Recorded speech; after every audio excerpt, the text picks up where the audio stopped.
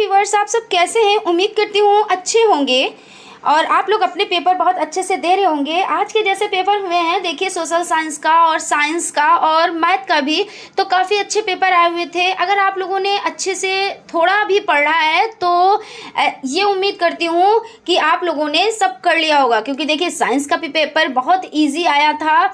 जितने नोट्स बनवाए थे, और कुछ क्वेश्चंस तो ऐसे थे जो रिपीटेड क्वेश्चंस थे, और कुछ क्वेश्चन ऐसे थे जो बहुत ही मतलब मान के चलिए, जैसे अब रेगिस्तान का जहाज किसे कहा जाता है, ये इस तरह के जो क्वेश्चंस आए थे, तो ये क्वेश्चन तो बहुत ही बेसिक से आ गए थे।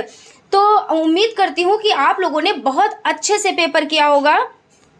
आइए देख लेते हैं कि आप लोगों ने कितने पेपर यानी कितने क्वेश्चन सही किए हैं, मिला लेते हैं। और आप लोग कमेंट बॉक्स में कमेंट ज़रूर कीजिएगा कि आप लोगों के कितने जो है क्वेश्चन सही हुए हैं।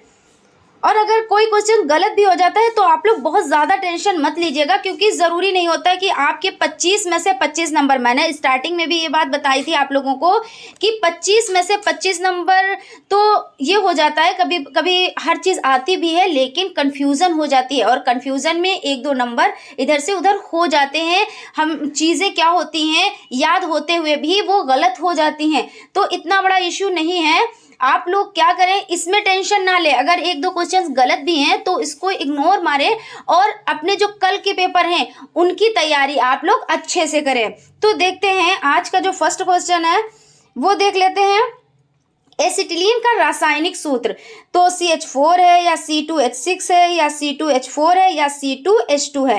तो देखिए इसको हमने बहुत अच्छे से आप लोगों को बताया था और ट्रिक वाइज भी बताया था कि देखिए एसिटिलीन में आपका T हो जाता है और इसमें C2 और H2 दोनों में हो जाता है। आप लोग याद अच्छे से रख सकते हैं, इस तरीके से बताया था ना। और शायद आप लोगों को ये चीज़ याद भी हो, क्योंकि जितनी हमने ट्रिक बताई थी तो एग्ज़ाम में वो सारी मतलब उस तरीके के सारे क्वेश्चंस आए हैं, और उम्मीद करती हूँ आप लोगों ने सारे क्वेश्चंस उस तरीके से सॉल्व भी किए होंगे।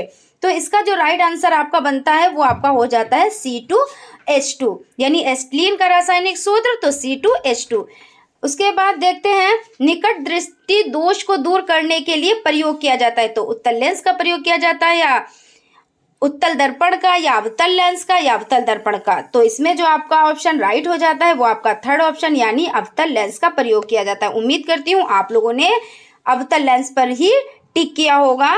उसके बाद देखते हैं, समुद्री तल पर दाबमापी के पारे की ऊंचाई होती है, तो 80 सेंटीमीटर या 76 सेंटीमीटर या 60 सेंटीमीटर या 100 सेंटीमीटर।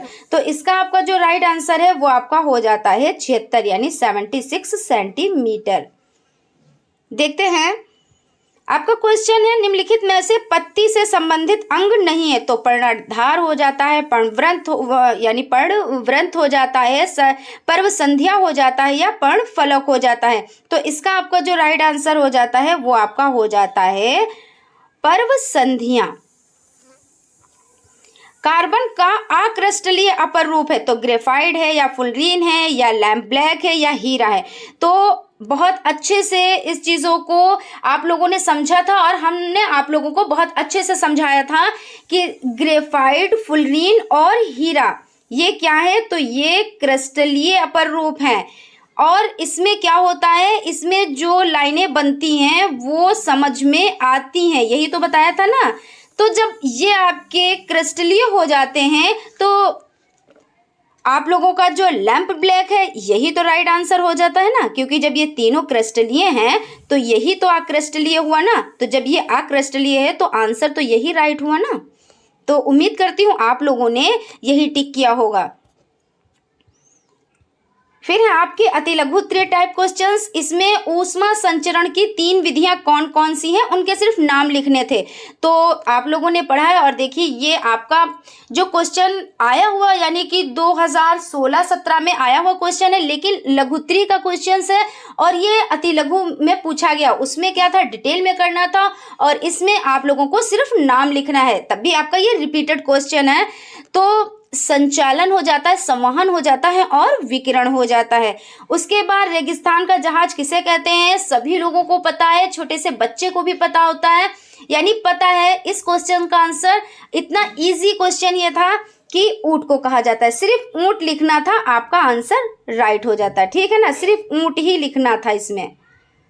उसके बाद यानी खाने का सोडा और धावन सोडा का रासायनिक सूत्र।